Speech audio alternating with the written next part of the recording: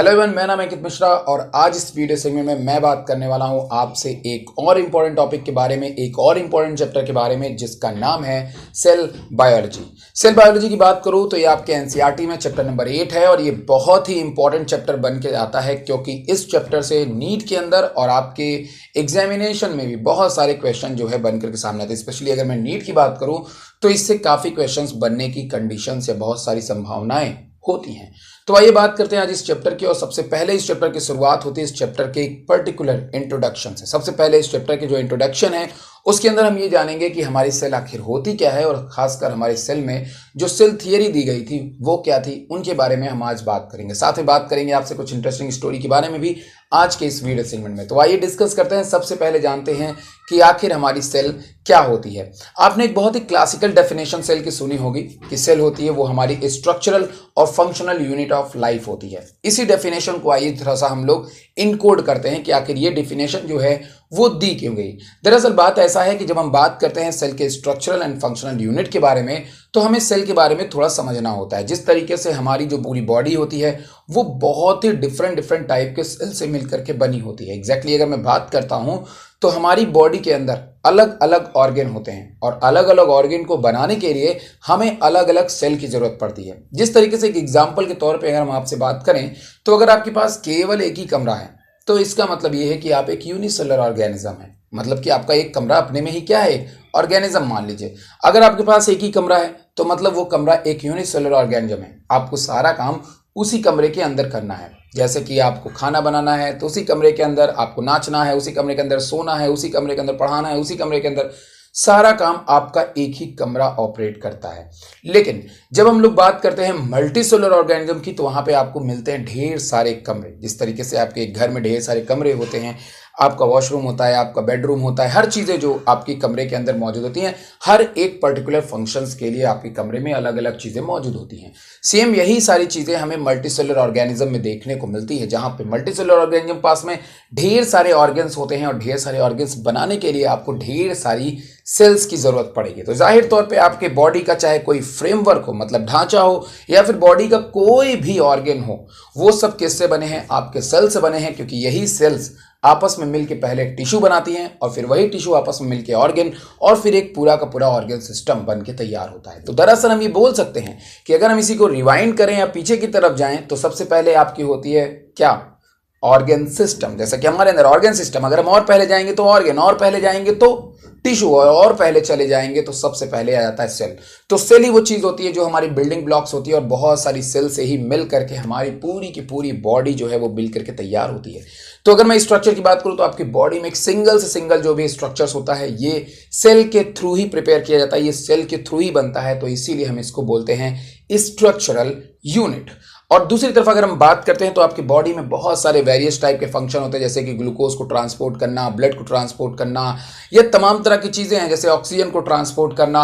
हर एक चीज़ जो भी आपकी बॉडी में ऑपरेट हो रहा है, चाहे डाइजेशन हो, चाहे रेस्पिरेशन हो, चाहे सर्कुलेटरी सिस्टम हो, चाहे रिप्रोडक्टिव सिस्टम हो, हर एक चीज़, जो भी चीज़ फंक्शन ऑपरेट कर रही है वो सारा का सारा फंक्शन ऑपरेट करने वाली कोई और नहीं, आपकी सेल ही है। तो आइए बात करते हैं आज हम इसी तरीके से और जानते हैं आपके एनसीईआरटी में इन चीजों को क्या लिखा है। तो हमारे आसपास जितने भी लिविंग ऑर्गेनिज्म हैं उनमें एक एक्सेप्शन को अगर हम निकाल दें जिसका नाम है वायरस, वायरस को छोड़ करके आपके अगल बगल जितने भी ऑर्गेनिज्म हैं जिन्हें हम लिविंग कैटेगरी के अंदर रखते हैं उन सभी के पास में सेल होना कंपलसरी है। और शायद इसीलिए वायरस को हम मान ही नहीं पाते हैं कि वायरस एक लिविंग ऑर्गेनिज्म है, लेकिन उसके पास में सेल का ही कोई पार्ट छूटा रह जाता है जिसे हम लोग कहते हैं डीएनए या आरएनए या फिर जेनेटिक मटेरियल। तो दरअसल वायरस के पास में यही दो चीज़ें होने के कारण हम उसको या तो लिविंग मानते हैं और सेल ना होने के कारण हम उसे नॉन लिविंग की कैटेगरी में भी रखते हैं। लेकिन दरअसल बात यही होती है कि हमारे आसपास जितने भी लिविंग ऑर्गेनिज्म हैं उन सभी के पास में सेल होना जो है वो बेसिकली तौर पे बहुत ही ज़्यादा ज़रूरी होती है। और जब यही सारी सेल्स, अगर जब अर्थ की शुरुआत हुई थी, मतलब जिस समय आपकी अर्थ बन रही थी, जिस समय नए नए ऑर्गेनिज्म आ रहे थे, उस समय यही सेल्स आपस में मिल करके मल्टीसेलुलर ऑर्गेनिज्म बने। और यही मल्टीसेलुलर ऑर्गेनिज्म जब बहुत सारे अमाउंट में, मतलब यही मल्टीसेलुलर ऑर्गेनिज्म में जब डेवलपमेंट होता गया तो हमारे सेल का भी डेवलपमेंट हुआ। जब सेल का डेवलपमेंट होगा तो जाहिर तौर पे किसी भी ऑर्गेनिज्म का एक पर्टिकुलर डेवलपमेंट आपको देखने को मिलता है। जो हमारा यूनिसेलुलर एनिमल होता है वो जनरली इंडिपेंडेंट रहने में कैपेबल होता है। साथ में अगर हम बात करते हैं अपने सेल की, तो ये हमारी बॉडी के सभी तरीके के फंक्शंस को ऑपरेट करने के लिए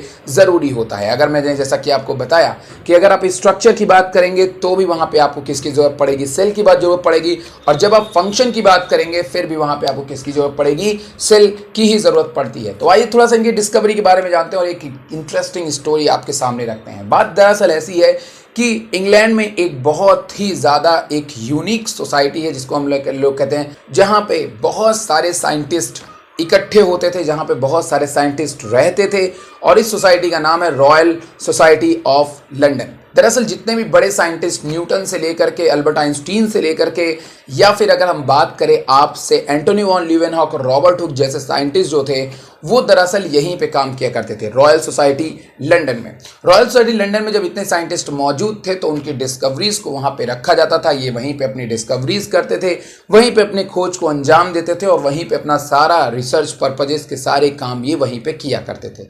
दरअसल बात ऐसी है कि रॉबर्ट हुक और एंटोनी वॉन ल्यूवेनहॉक दोनों एक ही 16वीं से 17वीं शताब्दी के बीच के साइंटिस्ट थे, और ये दोनों तकरीबन दोनों का काम काफ़ी ज़्यादा मतलब सिमिलर ही था। अगर मैं एंटोनी वॉन ल्यूवेनहॉक की बात करूं तो आपको पता है कि माइक्रोस्कोप के जगत में एंटोनी वॉन ल्यूवेनहॉक को हम फादर की उपाधि कभी कभार दे देते हैं, मतलब कि फादर की उपाधि हम उन्हीं को देते हैं।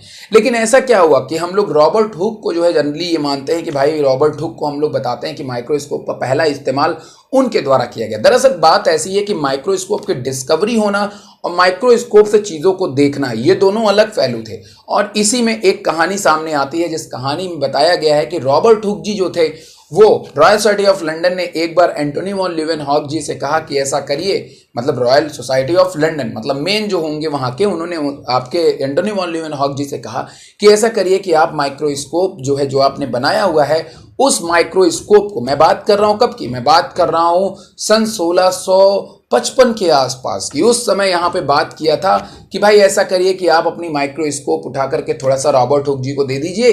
रॉबर्ट हुक जी कोई सेल का स्ट्रक्चर देखना चाहते हैं, कोई स्ट्रक्चर देखना चाहते हैं, थोड़ी उनकी मदद हो जाएगी। तो एंटोनी वॉन ल्यूवेनहॉक जी ने जो है रॉबर्ट हुक को माइक्रोस्कोप देने से मना कर दिया। इस बात से काफी गुस्सा होकर के रॉयल सोसाइटी ऑफ लंदन ने रॉबर्ट हुक जी से बोला कि भैया देखो, एंटोनी वॉन ल्यूवेनहॉक जी जो है वो नहीं दे रहे हैं, वो नहीं देना चाहते अपने माइक्रोस्कोप। अगर आपको अपना सेल देखना है तो भाई साहब ऐसे कंडीशन में आपको अपना खुद का माइक्रोस्कोप डेवलप करना पड़ेगा।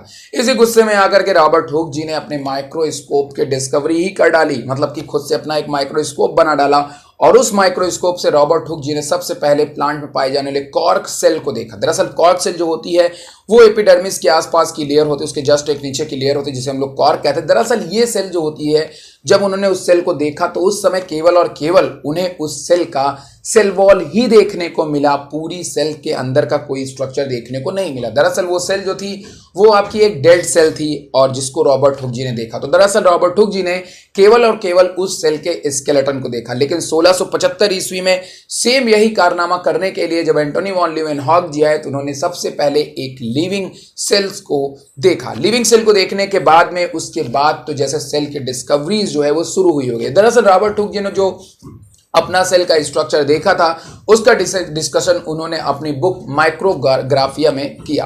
लेकिन उसके बाद फिर जैसे ही सारी चीजें, जैसा कि मैंने आपको बताया कि सेल को देखना, आज से पहले जितना माइक्रोस्कोप से पहले जितनी भी ऐसे ऑर्गेनिज्म थे जिन्हें हम नेकेड आई से नहीं देख सकते थे, वो सारे के सारे ऑर्गेनिज्म जो है हमारे लिए एक अनसुलझी पहेली थे। लेकिन जैसे ही माइक्रोस्कोप की डिस्कवरी होती है, नया बायोलॉजी ही सामने आता है जिसे हम नाम देते हैं माइक्रोबायोलॉजी। माइक्रोबायोलॉजी का संसार जैसे पूरा छिपा हुआ था, लोग इसके बारे में कुछ भी नहीं जानते थे कि कोई चीज वायरस, बैक्टीरिया जैसी चीजें इस अर्थ पे एग्जिस्ट करती हैं। लेकिन उसके बाद जब माइक्रोस्कोप की डिस्कवरी हुई तो लोगों ने बहुत सारे अनसुलझे एलिमेंट्स को देखना शुरू किया, और वहां से माइक्रोबायोलॉजी की शुरुआत हुई। और माइक्रोबायोलॉजी की शुरुआत में, माइक्रोबायोलॉजी की डिस्कवरी में एंटोनी वॉन ल्यूवेनहॉक जी का बहुत बड़ा रोल माना जाता है, क्योंकि यही वो आदमी थे जिन्होंने सबसे पहले लिविंग ऑर्गेनिज्म को देखा। तो रॉबर्ट हुक जी तो जस्ट ऐसे बन गए थे, लेकिन हाँ, उसको आगे ले जाने का काम एंटोनी वॉन ल्यूवेनहॉक जी ने बखूबी निभाया था।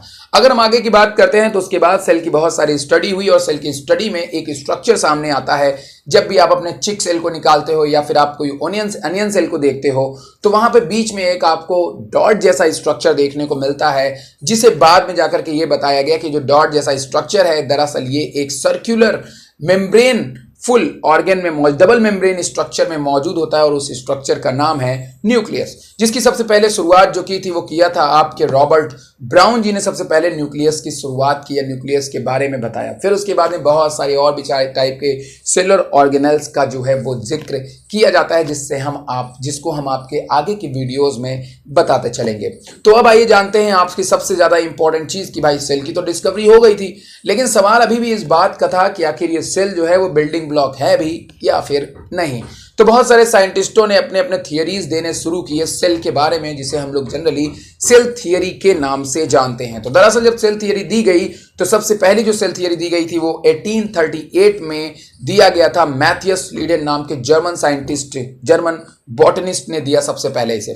दरअसल इन्होंने इस सेल को एग्जामिन किया या सेल थियरी को देने के लिए सबसे पहले इन्होंने जिस सेल को देखा वो एक प्लांट सेल थी। और दरअसल एक प्लांट सेल जो होती है उसके अंदर आपको सेल वॉल वगैरह जो है वो देखने को मिलती है। तो इन्होंने सबसे पहले बताया कि जितनी भी आपकी सेल्स हैं वो सभी सेल्स आपस में मिल करके एक टिश्यू बनाती हैं और प्लांट के अंदर बहुत सारी तरह के टिश्यू जो हैं वो एग्जिस्ट है। क्योंकि जब ये सेल के स्ट्रक्चर को देख रहे थे तो बहुत टाइप की सेल देखने को मिली। जैसा कि आप सब जानते होंगे कि प्लांट जो होती है वो डिफरेंट काइंड की सेल से मिलकर के बनी होती है। अगर हम बात करें तो पैरेन्काइमा, क्लोरेन्काइमा, स्क्लेरेन्काइमा, ये डिफरेंट टाइप के टिश्यूज होती हैं। लेकिन ये डिफरेंट टाइप के टिश्यूज का जो नेचर और जो सेल होते हैं और उनका जो सेल वॉल का स्ट्रक्चर होता है वो सभी के अंदर आपको पता है कि अलग अलग देखने को मिलता है। वहीं पे अगर हम बात करते हैं जाइलम ऑफ फ्लोएम की, तो जाइलम ऑफ फ्लोएम का जो स्ट्रक्चर होता है ट्रैकीड का चाहे सीव एलिमेंट का, इनका स्ट्रक्चर ही पूरी तरह से क्या था, अलग था। तो इन्होंने जब डिफरेंट टाइप के टिश्यूज को देखा तो पाया कि बहुत सारी सेल्स और उनके टिश्यूज जो हैं उनके फंक्शंस और स्ट्रक्चर्स काफी ज्यादा अलग अलग दिखाई दे रहे हैं। उसके बाद एक साइंटिस्ट आते जिनका नाम था थियोडर स्वान, जिन्होंने 1839 में आए और ब्रिटिश जूलॉजिस्ट ये एनिमल सेल्स को देखते थे, साथ में एनिमल सेल के साथ में इन्होंने कई प्लांट सेल्स को भी ऑब्जर्व किया। और सबसे पहले जब इन्होंने एनिमल सेल्स को देखा तो उसके अंदर इनको देखने को मिलता है प्लाज्मा मेम्ब्रेन। प्लाज्मा मेम्ब्रेन को देखने के बाद इन्होंने पता लगाया कि एनिमल सेल के ऊपर जो है वो कोई भी सेल वॉल का फॉर्मेशन देखने को नहीं मिलता है। दरअसल इसके अंदर एक सेल मेम्ब्रेन का फॉर्मेशन देखने को मिलता है, जिसे हम लोग जनरली प्लाज्मा मेम्ब्रेन कहते हैं। वहीं पे जब इन्होंने प्लांट टिश्यूज को देखा तो वहां पे इनको सेल वॉल ऑब्जर्व हुआ और इस बेसिस पे इन्होंने बता दिया कि भाई साहब जो एनिमल होती हैं वो सेल्स, उनकी सेल्स में सेल वॉल नहीं होते हैं और जो प्लांट होते हैं उनमें आपको सेल वॉल जो है वो दरअसल देखने को मिलते हैं। फिर उसके बाद साइंटिस्ट स्टीडन और स्वान ने आपस में मिल करके एक सेल थियरी की बात शुरुआत की। This theory however did not explain, लेकिन ये थियरी सब तो बता दिया, इस थियरी ने सब कुछ बता दिया कि प्लांट और एनिमल सेल किससे बनी है, क्या डिफरेंस हो सकता है, लेकिन इस बात की शुरुआत कोई नहीं बता पाया कि आपकी सेल आई कहां से। मतलब सेल सबसे पहले कहां से आई, मतलब जो भी सेल आई है ये बनी किससे। तो इसकी सबसे पहले शुरुआत किया एक और साइंटिस्ट जिनका नाम था रुडोल्फ विर्चो जी ने। रुडोल्फ विर्चो जी ने बताया कि जो सेल होती है वो आपकी प्री एग्जिस्टिंग सेल से आई हुई है। बहुत ही बड़ी बात कर बैठा इन्होंने कि मतलब उस समय की बहुत ही बड़ी बात थी कि रुडोल्फ विर्चो जी ने 1855 में सबसे पहले ये बात सामने रखी कि जो सेल होती है वो अपनी प्री एग्जिस्टिंग सेल, मतलब अपने से एक पुरानी सेल से ही यहाँ पे सेल जो है वो जनरली आई हुई है। मतलब प्री एग्जिस्टिंग सेल से, किसी भी पुरानी सेल से एक नई सेल बनती है, रुडोल्फ विर्चो जी का ये कहना था। इस बात में काफी हद तक सच्चाई भी थी। तो इसके लिए इन्होंने एक टर्म यूज किया जिसका नाम है ओमनी सेलुला ई सेलुला, कि मतलब जो सेल है वो किसी पुरानी सेल से ही आई हुई है। बाद में स्लीडन स्वान और रुडोल्फ विर्चो को मिला करके एक नई सेल थियरी दी गई जिसके अंदर ये बताया गया, 2 पॉइंट सामने रखे गए कि जितने भी लिविंग ऑर्गेनिज्म है, चाहे वो एनिमल हैं या फिर प्लांट हैं, वो सभी के सभी सेल से बने हुए हैं। बस डिफरेंस ऐसा है कि एनिमल सेल में सेल वॉल नहीं होती है और प्लांट में सेल वॉल प्रेजेंट होती है। और दूसरी थियरी ये सामने आती थी कि भाई साहब जितनी भी सेल हैं वो आपकी प्री एग्जिस्टिंग सेल से ही आई हुई हैं। और ये दरअसल बन के तैयार हो गई आपकी सेल थियरी, जो कि आपके एनसीईआरटी के हिसाब से यही 2 स्टेटमेंट सेल थियरी को पूरी तरह से बताते हैं। अब सच्चाई क्या है और गलत क्या है वो आपको पता ही है कि जब आप उठा करके देखते हैं पुराने टाइम को मतलब ज्योग्राफिकल टाइम स्केल के पहले, मतलब आज से बिलियन ईयर एगो पहले देखते हैं, तो एक साइंटिस्ट आए थे जिनका नाम था स्टैनले मिलर। स्टैनले मिलर साहब ने इस बात को प्रूव किया और हाल्डेन थियरीज और बहुत सारी थियरीज उस समय दी गई थी। और उस थियरी से जब ओपेरिन जो दिया गया उस थियरी से इस बात को सामने आ गया जब जब आपके स्टैनले मिलर जी ने अपना एक्सपेरिमेंट किया और इस बात को प्रूफ किया कि दरअसल जो सेल सबसे पहले आई है वो नॉन लिविंग चीजों से आई है, वो बायो मॉलिक्यूल से आई हुई है। बाद में रुडोल्फ विर्चो जी अपने थियरी को तो भाई कैसे ही सही करते, लेकिन हाँ रिसेंटली जो है रुडोल्फ विर्चो जी सेल थियरी में इस बात को सामने रखते हैं, क्योंकि वो ये नहीं बता रहे थे कि सबसे पहले कौन सी सेल आई, उन्होंने बस ये बताया कि सेल जो है वो अपने प्री एग्जिस्टिंग सेल से आई। तो इस बात को थोड़ा सा आप करेक्ट कर लीजिएगा। अब हम बात करते हैं सेल के थोड़े से ओवरव्यू के बारे में। जैसा कि आप सब जानते हैं कि अगर आपको मैंने बताया कि अगर आप एक अनियन पील को ले लीजिए या फिर आप अपने चिक सेल को ले लीजिए और अगर उसको माइक्रोस्कोप में लगा के देखेंगे तो आपको उसके चारों तरफ एक बाउंड्री देखने को मिलेगी, मतलब कि आपको उसके चारों तरफ जो है जनरली सेल वॉल ही देखने को मिलता है। उसके अंदर की ऑर्गेनेल देखने के लिए आपको बहुत ही हैवी इलेक्ट्रॉन माइक्रोस्कोप की जरूरत पड़ेगी, तब आप किसी भी चीजों को देख सकते हो। और जब आप उसके अंदर की तरफ देखते हो तो आपको एक ब्लैक या जिस भी कलर के आप स्ट्रेन का यूज करते हो उस तरह का आपको एक डॉट दिखाई देता है, जिसको जनरली हम लोग दरअसल न्यूक्लियस के नाम से जानते हैं। लेकिन न्यूक्लियस आखिर वो डॉट जैसा क्यों होता है? क्योंकि न्यूक्लियस में होता है बहुत सारा डीएनए या क्रोमोसोम, और यही डीएनए और क्रोमोसोम जो होते हैं, जब क्रोमोसोम जो होता है वो डेंस होता है तो वो दरअसल या क्रोमैटिन के फॉर्म में होता है तो वो दरअसल कलर देता है, और वही कलर आपको जो है डॉट के फॉर्म में दिखाई देता है, तो दरअसल वो न्यूक्लियस को इंडिकेट करता है। साथ में अगर हम बात करते हैं तो जो हमारा पूरा का पूरा सेल होता है उसके अंदर आपके साइटोप्लाज्म मौजूद होते हैं, और साइटोप्लाज्म मौजूद होने के साथ में उसमें अलग अलग फंक्शन करने के लिए, डिफरेंट काइंड्स के फंक्शंस को करने के लिए डिफरेंट काइंड्स के ऑर्गेनेल्स जो होते हैं वो मौजूद होते हैं, जहां पे बहुत सारी मेटाबॉलिक एक्टिविटीज वाली रिएक्शंस चला करती हैं, और यही सारी केमिकल रिएक्शन करती हैं, और यही सारे केमिकल रिएक्शन से आपकी जो सेल होती है वो लिविंग स्टेट में होती है। आपके सेल के अंदर एक बहुत ही ज्यादा और भी इंपॉर्टेंट स्ट्रक्चर होता है जिसको आप जनरली बोलते हैं endoplasmic reticulum, Golgi apparatus, lysosome, plasma membrane, peroxisome, mitochondria, plant cell है तो क्लोरोप्लास्ट। इसी तरह के बहुत सारे सेल ऑर्गेनेल आपके प्लांट सेल में मौजूद होते हैं जिनका काम आपके सेल्स को जिंदा रखना होता है। अगर ये सारे सेल ऑर्गेनेल अगर सेल्स के अंदर मौजूद नहीं होंगे तो जाहिर तौर पे सेल को जिंदा रखने में काफी ज्यादा इम्पॉसिबल हो जाएगा। वहीं पे अगर हम बात करते हैं आपसे राइबोसोम की, तो राइबोसोम आपको यहाँ पे प्रोटीन बनाने में बहुत ज्यादा मदद करता है, जिसके बारे में आगे हम आपसे डिटेल में बात करेंगे। तो प्लांट के अंदर आपको बस इतना देखना है सेल ऑर्गेनेल में कि बहुत सारे ऐसे सेल ऑर्गेनेल होते हैं जो दोनों तरफ से मेम्ब्रेन से, मतलब चारों तरफ से मेम्ब्रेन से घिरे होते हैं। बहुत सारे ऐसे भी सेल ऑर्गेनेल होते हैं जिनमें कोई भी मेम्ब्रेन जो होती है वो प्रेजेंट नहीं होती है। उसी में से आता है राइबोसोम, जिसके अंदर आपको कोई भी मेम्ब्रेन जो है वो देखने को नहीं मिलती है।